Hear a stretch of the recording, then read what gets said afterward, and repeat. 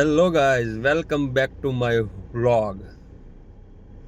તો તમે ડેઈલી જોવો છો મારા વિડીયો અને સપોર્ટ પણ મને બધો સારો મળે છે. અત્યારે ઘણા ખરા વ્યૂઝ આવે છે અને ઘણા ખરા લોકોનો સપોર્ટ પણ સારો મળે છે. મોટિવેશનના વિડીયો અપલોડ કરું છું. બટ શું એ મોટિવેશનનો મને ખુદને ક્યારેક સવાલ થાય કે શું એ મોટિવેશનની મારે પણ જરૂર છે?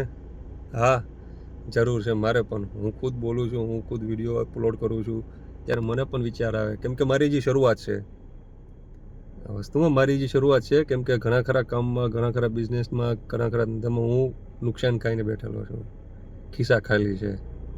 બટ એક વસ્તુ મને એક નોટિસ કરી છે કે જેને કાંડામાં કમાવાની તાકાત હોય ને એને ખાલી ખિસ્સા ડરાવી નહીં શકતા. જેના મનમાં જુનૂન અને દિમાગમાં આગ હોય ને એ મને એકવાર નહીં પણ 100 વાર તૂટે ને તો પણ ફરીને ઊભો હિંમત રાખીને આગળ વધે છે. બસ મેં એવું જ કંઈક વિચાર્યું છે. કેટલા ધંધામાં નુકસાની જાય છે, કેટલા કામમાં નુકસાની જાય છે. સક્સેસ તો મળશે ને એક દિવસ. મેં પહેલાં પણ કીધું હતું, અગર ભગવાન ને लिखा है बड़े सपने देखने का हुनर, तो एक बात याद रखना, कई पन्ने पे तथास्तु भी लिखा होगा. કેટલા પન્નામાં નુકસાની લખી છે. એક પન્નામાં એવું લખ્યું છે ને આપણું કે આ ધંધો તારો સક્સેસ. તો હું એ જ કહું છું તમને કે ક્યારેય હિંમત ના હારતા. બસ ગમે એટલા કામ કરવા પડે, ગમે, કેમ કે આપણે પાસે 2 હાથ, 2 પગ, મગજ, દિલ બધું ચાલે છે, કમ્પ્લીટ ચાલે છે.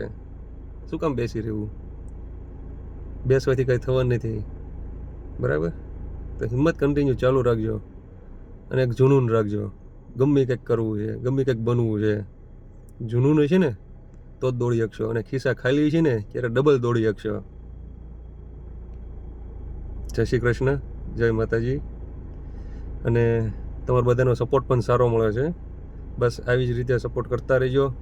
આપણે મળતા રહીશું આગળના નેક્સ્ટ વિડીયોમાં. વિડીયોને વધુમાં વધુ શેર કરજો, લાઇક કરજો, કોમેન્ટ કરજો.